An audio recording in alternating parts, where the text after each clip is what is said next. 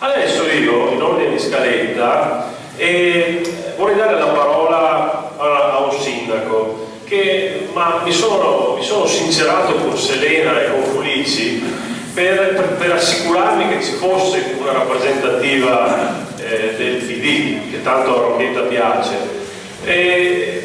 perché non trovo questa dicotomia tra quello che c'è in regione. Io ho assistito alle votazioni, la prima e la seconda, dove c'è un partito del PD che hanno tutti la stessa idea su questo tema. Quando sento un gruppo che ha tutti la stessa idea su un tema mi impaurisco subito. E poi parlo con la gente per strada, ci sono tantissimi elettori di centrosinistra che non hanno nessun problema ad accettare l'idea che il Veneto si esprima su questo tema. Quindi facevo fatica a trovare degli esponenti. Ho sentito Selena che l'ha nominato, ha chiamato per dire che non poteva venire, ma che aveva contattato un consigliere, il capogruppo del PD di Este, che mi sembra di averlo visto, dopo se vorranno per dirci qualcosa. Nel frattempo chiamo qui il sindaco di Silea, che è uno dei comuni che ha votato la mozione per incoraggiare la regione a questo referendum, a questo plebiscito, e lo chiamo fuori a dire la sua, ringraziandolo ovviamente.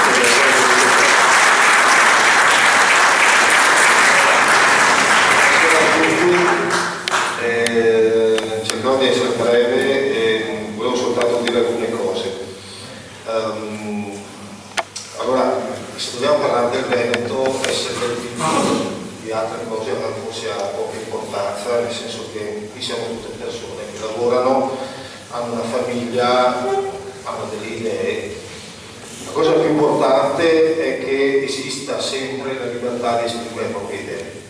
Nel momento stesso che qualcuno dice a qualcun altro non puoi dire quello che pensi, che comincia a essere uno Stato che rischia di essere totalitario. Per cui io non trovo antitetico al fatto delle mie idee, di essere un sindaco democraticamente in un comune della provincia di Treviso, dire espressamente che si può fare un referendum. Potrebbe anche esistere domani il contrario, che in Veneto indipendente ci sia una parte che possa dire voglio fare un referendum sull'unità d'Italia, perché no? È la libertà la cosa più importante, prima ancora dell'idea di cui uno voglia raggiungere. La libertà è la cosa fondamentale. Io nelle mie riunioni ormai da un anno a questa parte dico per esempio che questo sta diventando un paese sempre meno libero. Da sindaco potrebbe esserci anche il sindaco di Este, ma di qualsiasi altro comune del Veneto, che è la regione che conosco, quindi non mi permetto di parlare di altre realtà. La libertà sta diventando sempre di meno. Io vi prego, ed è semplicemente un angolo di discussione che per non rubare spazio agli altri, il fatto che da Roma ormai dal 2010 stanno iniziando tutte delle azioni che sono centraliste e totalitarie, che un po' alla volta stanno togliendo da un lato la libertà finanziaria dei comuni, patto di stabilità, equilibri di bilancio, spending review. Sappiamo che solo una cosa è quando usano termini inglesi c'è una fregatura. E ricordatevi sempre la storia di Don Abbondio che parlava in latino nel 600 per dire cioè, tanto non ti capisci niente. In realtà è in atto questo processo e da un lato state bene attenti, il processo è in atto anche quando si è voluti tagliare, applicare i cosiddetti tagli dei costi della politica, che è una delle cose peggiori che sono state fatte, perché quanto costa un consigliere comunale? 150 euro all'anno, però si è tolta la rappresentanza democratica sia della maggioranza che dell'opposizione. quanto costa invece un funzionario di una prefettura.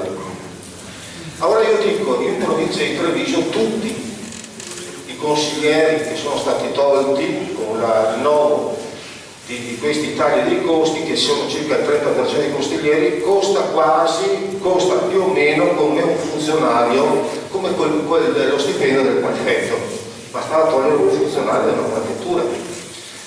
Non solo, si sta mettendo mano alle partecipate, e allora da 5 consiglieri arrivano a 3, adesso è arrivato 1, perché dicono che i tecnici sono migliori dei rappresentanti politici. Ma le nostre società partecipate, dal gas ai rifiuti, all'acqua, eccetera, sono sane. Se da altre parti invece hanno dei problemi, tu non devi toccare il mio. Perché il patto di stabilità è cosiddetto orizzontale, riguarda tutti i comuni? Ma se io ho gestito bene, ormai sono un comune primo in Italia per la propensione agli investimenti, ho quasi azzerato i debiti. Se ci fosse un rating sui comuni, i nostri comuni sarebbero AAA più, no, perché potrebbe esserci questa valutazione. Abbiamo soldi in tasca perché adesso entrano i concetti del patto di stabilità. Allora, limiti sulla rappresentanza democratica, limiti sulle casse, controllo sulle banche, perché i giornali, soprattutto il Veneto, vedrà che ci sono dei controlli particolari sulle banche, il credito cooperativo, soprattutto le popolari, c'è un controllo anche sulle fondazioni, ma scusate, il Banco di Napoli, il Banco di Roma, il Banco di Sicilia, la Banca d'Italia, dove era finora, chi ha pagato? Come mai a un certo punto, quando qualcuno parlava di costi standard o di federalismo fiscale, di federalismo demaniale, a un certo punto salta il banco e salta tutto e a un certo punto non si fa più niente. Allora, un'altra cosa, la TARES, 0,30 sul metro quadrato, ma noi abbiamo la raccolta differenziata, siamo ormai arrivati al 90% dalle nostre parti, magari dice, non so, ma voglio dire, ma perché per metro quadrato? Se qualcuno di voi ha una padrone da 2000 metri quadrati o ha un negozio di ortofrutta, sarà un macello, e il 16 dicembre tra l'IMU e la TARES sarà un massacro. E quindi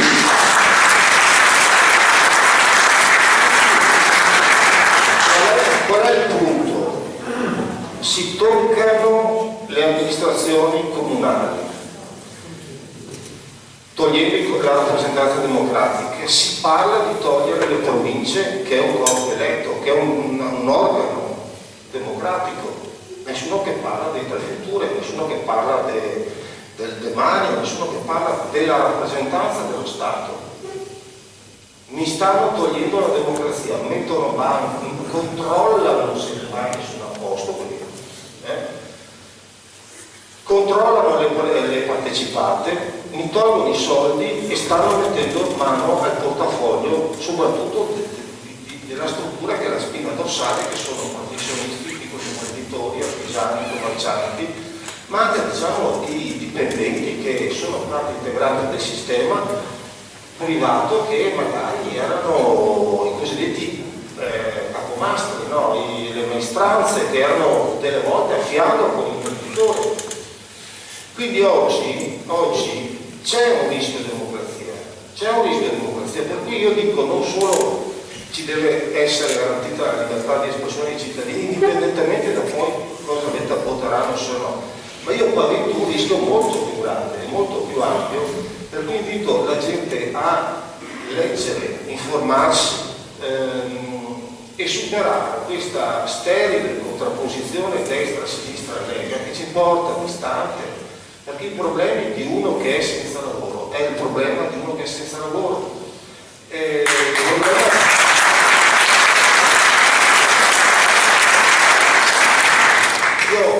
Quando si parla di democrazia, di libertà, di economia, di famiglia, di soluzioni ai problemi, noi non possiamo più avere questo schema che ormai ci sta rovinando.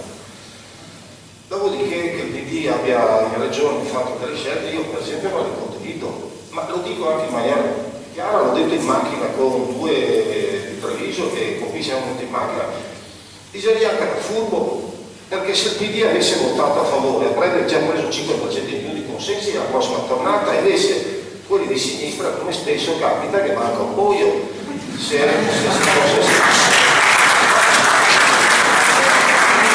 Ma non è che io voglia criticare, perché poi magari qualcuno mi registra e lo manda in onda e mi taglio da solo.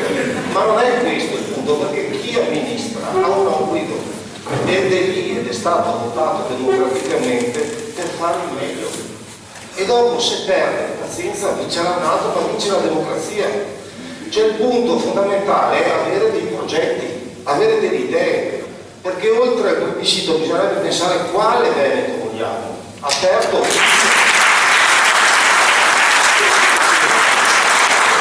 chiuso, pensare se è centrale la scuola, per esempio, perché la formazione è fondamentale. Io dico, insisto sempre, scusate, un 30 secondi ancora, perché un po' di Veneto, voglio dirlo anch'io, oltre alla libertà, è fondamentale che i nostri figli da 0 a 18 anni abbiano il meglio possibile per tutti. Quindi la scuola migliore del mondo deve essere qui.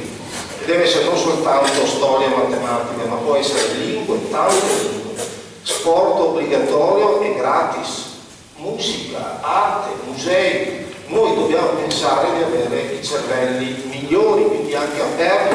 Oggi la matematica migliore è magari in India e da altre parti.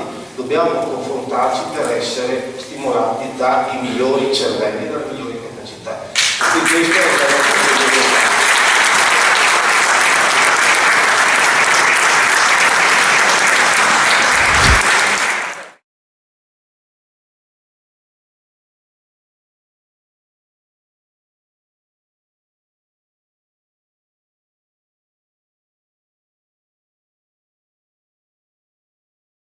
nostro.